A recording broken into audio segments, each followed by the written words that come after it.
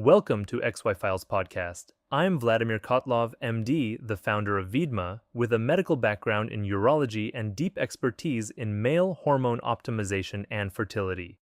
This is episode 5 of 18 in our low testosterone series. Last time we covered primary versus secondary hypogonadism, where the problem starts and why it changes everything. Today, we're getting into how does the HPG axis control testosterone? If you missed the last episode, the short version is this. Low testosterone is not one disease, and it is definitely not one lab number. Male hypogonadism is a clinical syndrome. You need persistent symptoms and biochemical evidence. A low number alone is not a diagnosis. Symptoms alone are not enough either. Then, once you know testosterone is truly low, you still have to ask a more useful question. Where is the signal failing?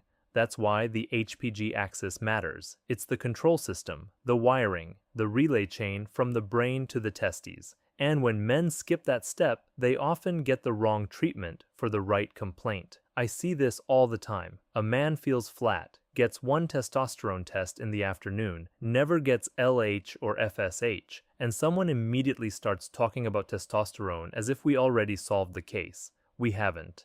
We just found the first clue. When I was younger in training, I used to think of testosterone as mostly a testicular story. The testes make it, the lab measures it, done. I was wrong. The testes are the last stop in the chain, not the whole chain. The process starts in the hypothalamus, a part of the brain that acts like the first traffic controller. It releases GnRH, gonadotropin-releasing hormone, in pulses, not as a steady drip. Pulses. That detail sounds annoyingly academic until you see what it means in real life.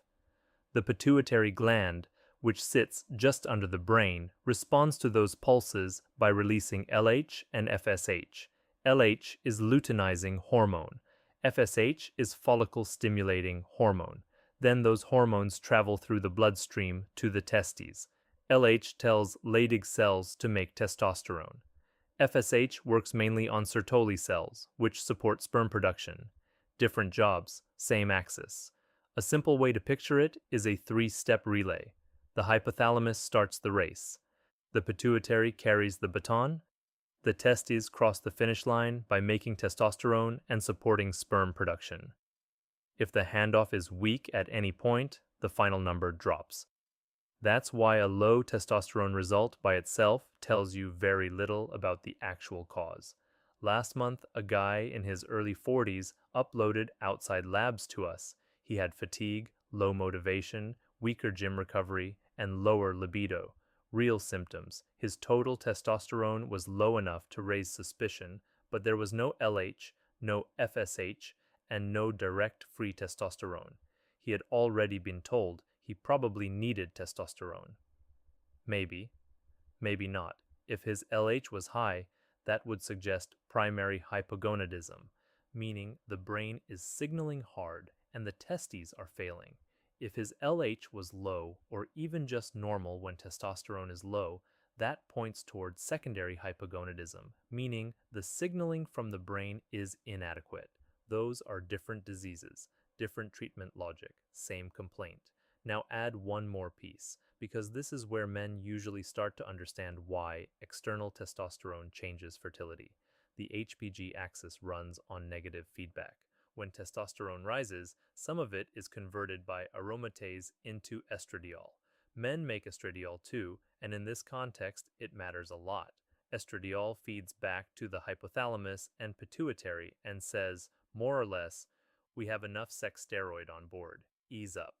Then GnRH pulses slow down, LH and FSH fall. The system quiets itself. That feedback loop is healthy. It's how your body keeps hormone production from overshooting. But it also explains why exogenous testosterone, meaning testosterone from outside the body, suppresses the axis. If you inject or otherwise take testosterone, circulating androgen levels rise. The brain sees enough hormone activity, largely through estradiol-mediated feedback, and turns down GnRH. Then LH drops, FSH drops, intratesticular testosterone drops. Sperm production can fall, sometimes sharply. One of the more frustrating conversations I have is with a man who started testosterone elsewhere for legitimate symptoms. Then, months later, he and his partner decide they want fertility sooner rather than later. He had no idea the treatment could suppress spermatogenesis. Nobody explained the mechanism. It wasn't malpractice by physics, it was just poor education.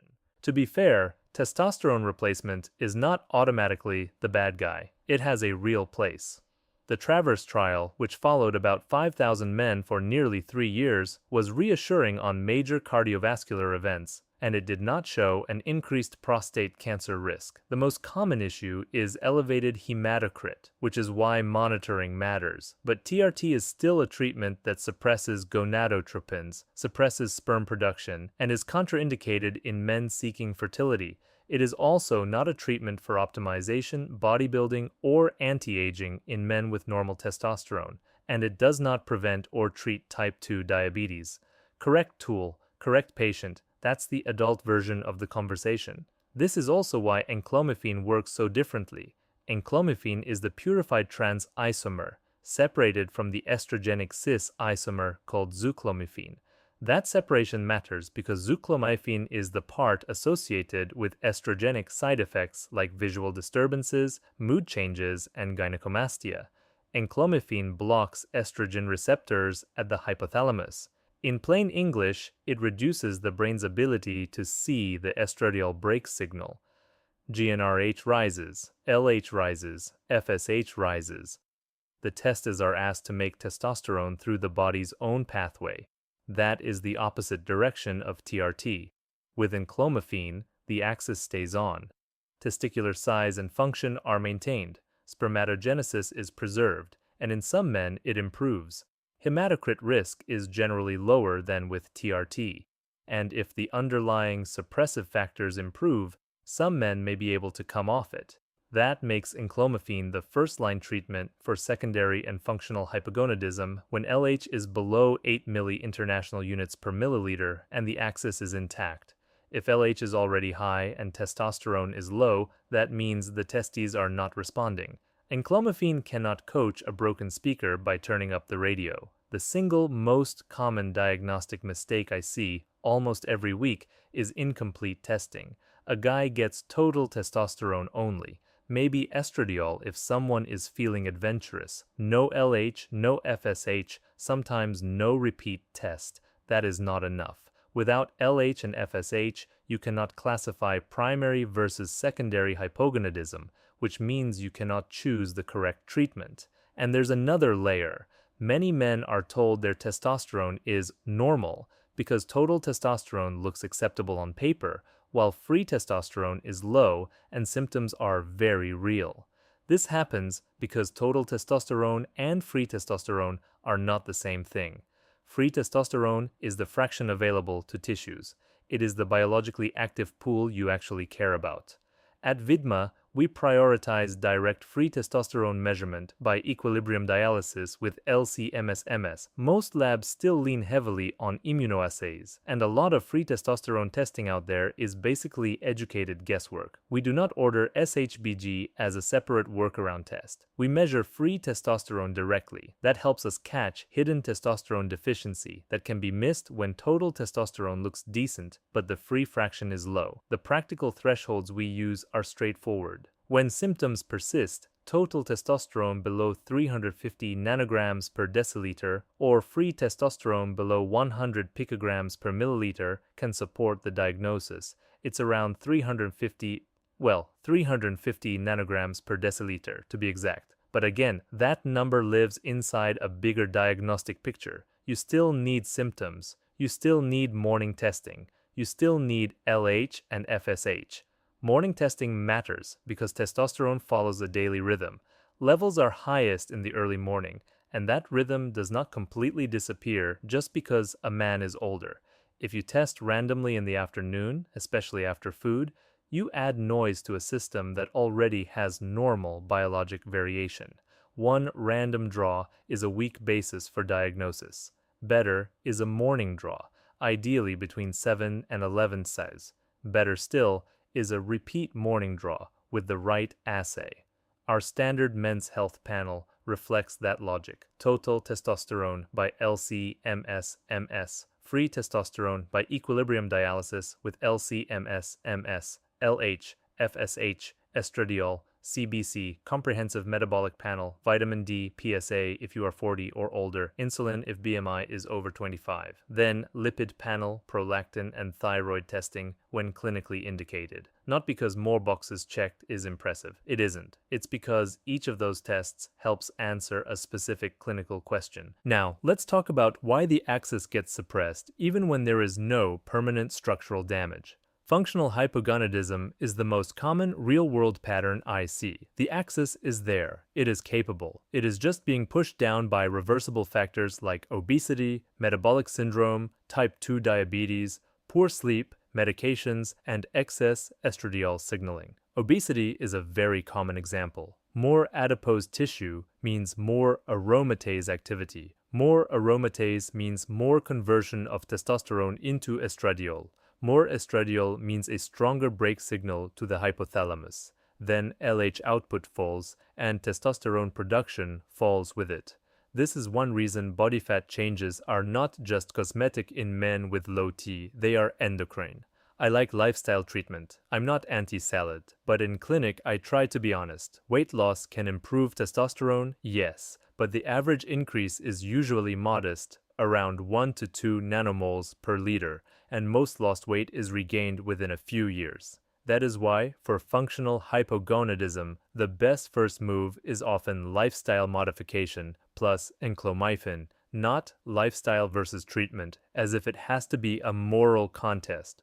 We'll spend a full episode next time on medications, substances, and lifestyle factors that quietly wreck the axis, but one central break deserves mention today, and that's prolactin.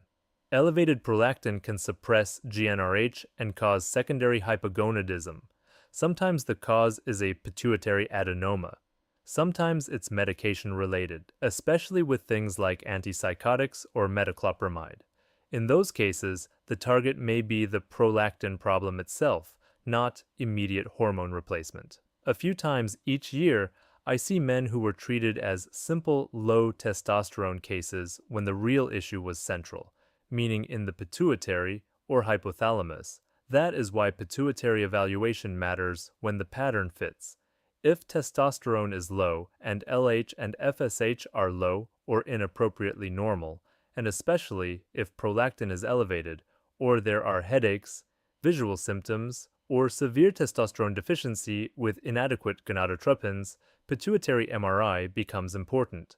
The European guidelines specifically emphasize severe cases, especially when testosterone is around 6 nanomoles per liter or lower and the gonadotropins are not responding as they should. Sometimes the axis is merely suppressed. Sometimes there is a lesion. Those are not interchangeable situations. Once you understand the axis, treatment logic becomes a lot less mysterious.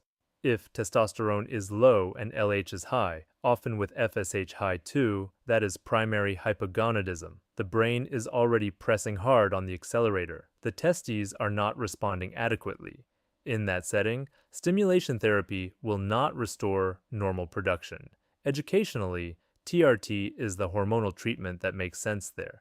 Vidma does not prescribe TRT or injections, but it is important to understand when that is the correct medical logic. If testosterone is low and LH is low or normal, that is secondary hypogonadism. If the axis is intact and LH is below 8, enclomifene is usually the right first move.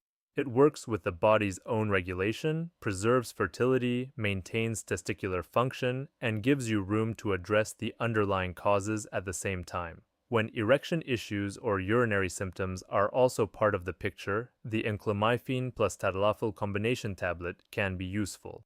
Then there is organic pituitary disease, which is a separate lane. In that setting, specialists may use gonadotropin therapy such as HCG, and if fertility is the goal, sometimes FSH as well, to bypass pituitary signaling. But for the much larger group of men with secondary or functional hypogonadism who do not need immediate fertility-focused treatment, enclomifene is often the cleaner first option. A few common questions come up again and again. The first is, my testosterone was low once. Does that mean I have hypogonadism? Not necessarily. You need persistent symptoms and biochemical evidence. You want the lab drawn in the morning. You want it repeated if the first result is low or borderline. And you want LH and FSH at the same time. One number out of context is not a diagnosis, it's a clue. The second is, my LH is normal, so my brain must be fine. Not necessarily either. If testosterone is low, a normal LH may actually be inappropriately normal. The pituitary should be pushing harder. Think of it like a car trying to climb a hill. If the speed is falling and the engine is barely working harder, that is not normal effort. That is under-signaling. The third is, TRT and enclomiphene both raise testosterone, so they're basically the same. No. Same destination on the lab sheet, very different route through the body. TRT raises testosterone from the outside and suppresses LH, FSH, and sperm production through negative feedback. Enclomiphene raises testosterone by stimulating your own GnRH and LH signaling. Fertility implications, testicular size, hematocrit risk, and reversibility all look different because the mechanism is different. The fourth is, if I just lose weight, everything will fix itself. Maybe some of it will improve, and I want that improvement, but the real world is less tidy. Functional hypogonadism is often reversible in theory and sticky in practice. Men lose weight, testosterone rises a bit, stress and sleep stay bad, weight creeps back, symptoms linger. That's why I prefer a plan that acknowledges biology instead of pretending motivation alone can out-negotiate endocrine feedback. The fifth is, if my total testosterone is normal, I'm fine. Not always. I've seen men with decent total testosterone and clearly low free testosterone who feel terrible. They are told everything is normal because the wrong number got all the attention. That is one reason we prioritize direct free testosterone testing instead of guessing. If you take only a few things from today, keep these. First, test correctly. Morning, ideally fasting between 7 hours and 11 hours. Get total testosterone and direct free testosterone with a reliable method. Get LH and FSH every time. If they're missing, the workup is incomplete. Second, diagnose correctly. Hypogonadism requires symptoms plus biochemical evidence. At VIDMA, when symptoms persist, we use total testosterone below 350 nanograms per deciliter or free testosterone below 100 picograms per milliliter as decision thresholds. But those numbers mean more when they are repeated and interpreted in context. Third, classify the pattern. Low testosterone with high LH points to primary hypogonadism. Low testosterone with low or normal LH points to secondary hypogonadism. If LH is below 8 and the axis is intact, enclomiphene is generally the first-line treatment. If LH is high, enclomiphene is not the answer because the testes are already failing to respond. Fourth, respect red flags. Elevated prolactin, headache, visual changes, very low testosterone with low gonadotropins. Those are reasons to think about the pituitary, not just hormones. And once treatment starts, monitor it like an adult. We check follow-up labs after the first month, then every 6 months, and adjust based on symptoms, hormone response, CBC, metabolic markers, and the rest of the clinical picture. Sometimes we order the panel. Sometimes we review good outside testing you already have, including uploaded labs from services like Function Health. Either way, the goal is to make the right diagnosis first. Next time, we'll get into medication, substances, and lifestyle factors that quietly kill your testosterone. Make sure you're subscribed so you don't miss it. If you've been feeling low energy or brain fog, poor sleep, low mood or motivation, weaker workouts or recovery, reduced libido or sexual performance, or unwanted body composition changes, and that sounds like you, upload your labs to VIDMA for free or order labs through our special offer at vidma.com.